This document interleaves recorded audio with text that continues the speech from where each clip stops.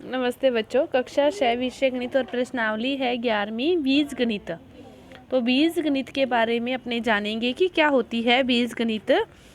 कि आपके पास चर और अचर दो चीज़ें हैं। तो क्या है बीज गणित एक गणित की ज्यामिति की एक शाखा है, उसका नाम है बीज गणित। तो बीज गणित के अंदर आपको बीजीय व्यंजकों के बारे में जानना है कि दो चीज़ें होती है, एक होते हैं चर और एक होते हैं अचर। अचर का नाम से ही जैसे स्पष्ट है कि वो अचर बनी की फिक्स हैं, वो उन्हें कहते हैं अचर। कोई भी संख्याएं जैसे 4, 5, 10 ये सारी सभी के मान क्या होते हैं, फिक्स होते हैं। तो ये क्या होती है, अचर होती है। चर जिनके मान फिक्स नहीं होते, समय के साथ बदलते रहते हैं, X, Y, Z, P, Q, R, ये सारे क्या कहलाते हैं, चर कहलाते हैं। चर और अचरों के बीच में जब जोड़, घटाव, गुणा जैसी संक्रियाओं का यूज़ किया जाता है तो फिर वो क्या बनते हैं, बीजीय व्यंजक बनते हैं, जिसके बारे में अपने बीज गणित के अंदर पढ़ते हैं। तो देखो आपकी जो से प्रश्नावली है 11.1, इसका पहला क्वेश्चन देखो क्या दे रखा है कि आपको तीलियों से प्रतिरूप बनाने के लिए आवश्यक तीलियों की संख्या के लिए नियम ज्ञात करने हैं। नियम लिखने के लिए आप एक चर का प्रयोग करोगे। चर X, Y, Z, P, Q, R, M, N में से आप कुछ भी ले सकते हो। जैसे देखो टी है, टी में माचिस की एक तिल्ली ऐसी आएगी, एक तिल्ली ऐसी आएगी। तो इसमें कितनी तिल्लियों की आवश्यकता पड़ रही है, अपने को 2 तिल्लियों की आवश्यकता पड़ रही है। तो आगे से आगे टी का जैसे प्रतिरूप चलता रहेगा तो अपने 2 के वो गुणज होंगे, तो 2 के गुणज चलते रहेंगे कि दूसरा टी आएगा। जैसे एक टी है, इस टी में 2, अगला टी आएगा उसमें 4, अगले टी में फिर इसमें तीनों का मिला के 6 हो गया। फिर एक टी और आया तो कितने हो गए, 8 तिल्लियाँ होगी। मतलब 2 का पहाड़ा या 2 का गुणज चलता रहेगा। मतलब 2 से गुणा करके 2 एकम 2, 2 दूनी 4, 2 तिये 6 आते रहेंगे। तो 2 के साथ आप कुछ भी लगा दो, 2n, 2m, n का जो मान है वो 1, 2, 3, 4, 5, 6, 7, 8 तक, 10 तक कुछ भी हो सकता है। तो इसी प्रकार आपको इन सभी क्वेश्चनों को क्या करना है, हल करना है। प्रकार देखोगे जेड, जेड में एक तिल्ली ऐसे, एक तिल्ली ऐसे, एक तिल्ली ऐसे। तो कम से कम एक जेड को बनाने के लिए कितनी तिल्लियों की आवश्यकता होती है, 3। तो जेड के प्रतिरूप के लिए 3n। उसके बाद देखो यू, यू को बनाने के लिए कितनी तिल्लियों की आवश्यकता पड़ रही है, 3। तो इसका भी जो उत्तर आएगा वो कितना आ जाएगा, 3n आ जाएगा। इसके बाद देखो वी, वी को बनाने के लिए कितनी तिल्लियों की आवश्यकता पड़ रही है, 2। तो 2n। ई, इसके बाद ई को बनाने के लिए 1, 2, 3, इनको मिलाने के लिए 4, इनको मिलाने के लिए 5। मतलब टोटल कितनी तिल्लियों की आवश्यकता है, 5। और इसका जो प्रतिरूप होगा फिर वो 5n। इसके बाद देखो एस, एस को बनाने के लिए एक तिल्ली ऐसे, एक ऐसे, एक ऐसे, फिर ऐसे और ऐसे, 1, 2, 3, 4, 5। तो इसके लिए भी सूत्र क्या आएगा, फिर 5n आएगा। इसका सूत्र भी क्या आएगा आपके पास, 5n। ए का देखो कितनी तिल्लियों की आवश्यकता होती है, 6 की। तो ए के लिए फिर कितना आ जाएगा, 6n आ जाएगा। ए के लिए कितना आ जाएगा, 6n। तो आपको तिल्लियाँ एक में गिननी है, उसके साथ mn कुछ भी लगा सकते हो। इसके बाद देखो कि हम अक्षर LCF के प्रतिरूपों को देखो, इसके अंदर अपने क्या आया, LCF सारे मतलब अक्षर आए ना बहुत सारे, जैसे टी इंग्लिश के। उसी तरह देखो कि LC प्रति F के प्रतिरूपों के बारे में अपने जानते हैं कि जैसे L है, इसमें 1 और 2 तिल्लियाँ चाहिए तो 2n इसका सूत्र है।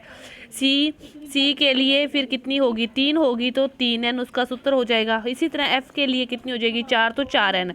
तो L द्वारा प्राप्त हुआ था ये अक्षर कौन कौन से हैं और ऐसा क्यों होता है। जो L के द्वारा प्राप्त हुआ था, L में कितनी थी, 2n थी।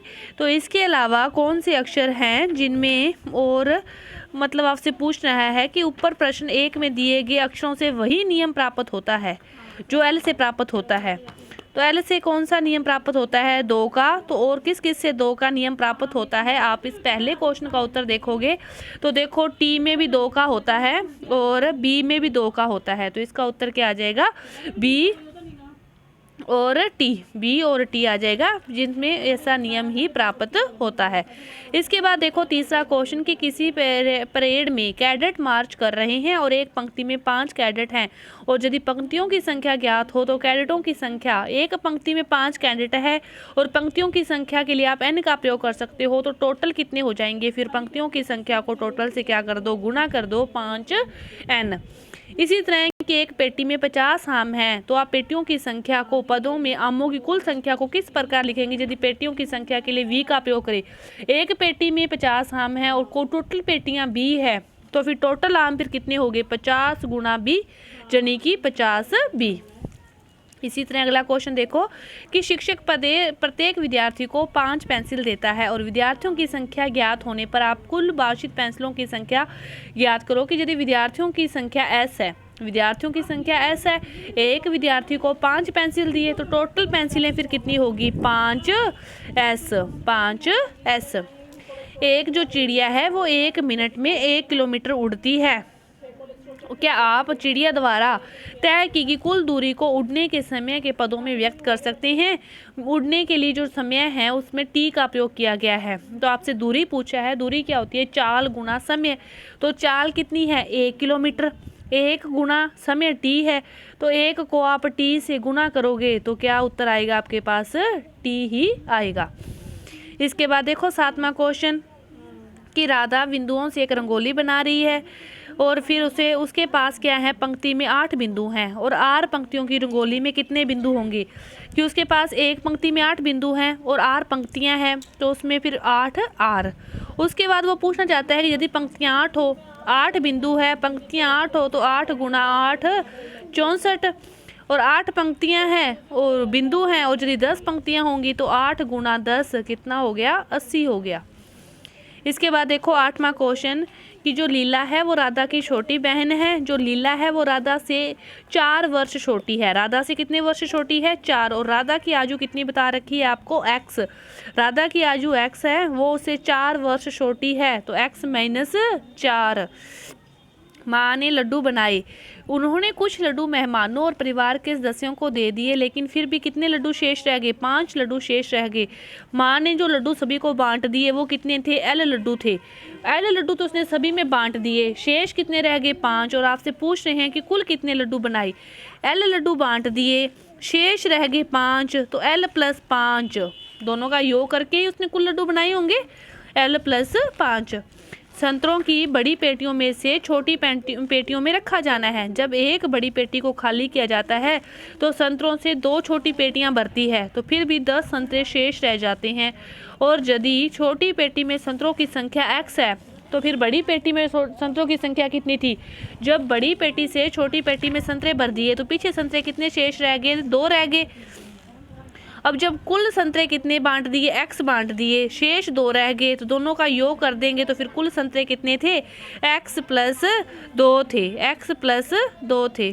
कि एक छोटी पेटी में संतरों की संख्या को x माना गया है, एक छोटी पेटी में माना गया है। आप नोट करो बात को। और वो क्या कह रहा है कि एक बड़ी पेटी से 2 छोटी पेटियां भरती है तो फिर उसका दुगना होगा ना 2x प्लस 10 संतरे शेष रह गए तो 2x + 10। इसके बाद देखो 11वां क्वेश्चन क्या दे रखा है आपको, प्रतिरूप दे रखा है और इसके लिए आपको नियम लिखना है। तो देखो इस प्रतिरूप में कितनी तिलियां है 4 और इसमें 4 3 7, इसमें 4 है, इसमें 7 है और इसमें 7 3 10 है। इस प्रकार प्रतिरूप चल रहा है तो आप इसके लिए नियम लिखोगे। तो देखो इसके लिए नियम देखो 3x + 1, x की जगह अपने 1 रखें तो 3 एकम 3 और 1 4 बन गया। x की जगह 2 रखोगे तो 3 दूनी 6 और 1 7, 3 रखोगे तो 3 3 9 और 1 10। इस प्रकार ये नियम चलेगा। इसके बाद इसमें देखो कि 3 है, इसमें 5 है और इसमें 7 है, इस प्रकार चल रहा है। तो इसके लिए जो नियम बनेगा वो बनेगा 2x + 1। x की जगह 1 रखोगे तो 2 एकम 2 और 1 3, x की जगह 2 रखोगे तो 2 दूनी 4 और 1 5 और x की जगह 3 रखोगे तो 3 दूनी 6 और 1 7। ये नियम कंटिन्यू चलता रहेगा। तो इस प्रकार ये आपका जो प्रश्नावली है 11.1 बीजगणित की जो पहली प्रश्नावली है पूरी हुई। धन्यवाद।